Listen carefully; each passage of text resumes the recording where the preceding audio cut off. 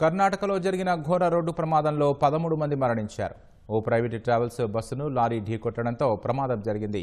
ఈ ఘటనలో బస్సు పూర్తిగా మంటల్లో కాలిపోగా పలువురికి తీవ్ర గాయాలయ్యాయి. కర్ణాటకలో ఘోర ప్రమాదం జరిగింది.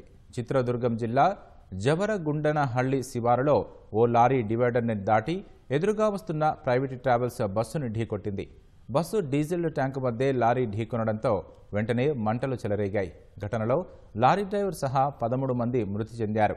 ప్రైవేటు ట్రావెల్స్ బస్సు బెంగళూరు నుంచి గోకర్ణం వెళుతుండగా సిరా హిరయూరు మధ్య జాతీయ రహదారిపై ఈ ప్రమాదం జరిగింది. తెల్లవారుజామున 3 గంటల సమయంలో ఘటన జరిగినట్లు తెలుస్తోంది. ప్రమాదానికి గురైన బస్సు సీబర్డ్ ట్రావెల్స్కు చెందినదిగా గుర్తించారు.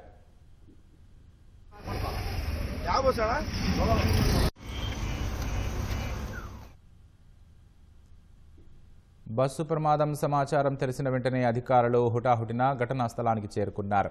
ఘటనా స్థలంలో సహాయక చర్యలు చేపట్టి క్షతగాత్రులను సిరహియూరులోని ఆసుపత్రులకు తరలించి చికిత్స అందిస్తున్నారు. ప్రమాద సమయంలో బస్సులో 32 మంది ప్రయాణికులు ఉన్నారు. వీరిలో 15 మంది మహిళలు, 14 మంది పురుషులు ఉన్నారు.